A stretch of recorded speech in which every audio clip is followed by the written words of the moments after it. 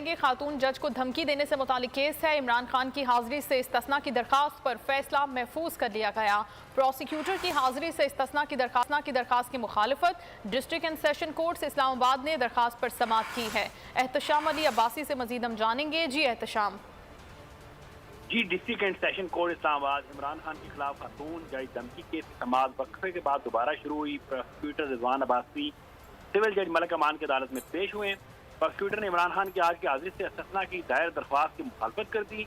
इमरान खान गैर हाजिर हैं, काबिल जमानत को नाकाबिल जमानत वारंट में तब्दील किया जाए, ये प्रोसिक्यूटर ने अदालत में इस्तदा की है।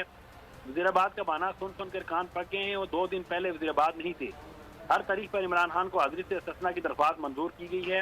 अदालत ने प्रोसिक्यूटर के दलाइल सुनने के बाद, क्योंकि इससे कबल इमरान खान की जो टीम है वो दलाइल दे चुकी थी, फैसला महफूज कर लिया है और महफूज फैसला कुछ देर बाद सुनाया जाएगा। जी, फैसला महफूज हो गया है, कुछ देर बाद इस हवाले से फैसला सुना दिया जाएगा। बहुत शुक्रिया एहतशाम अब्बासी आपका।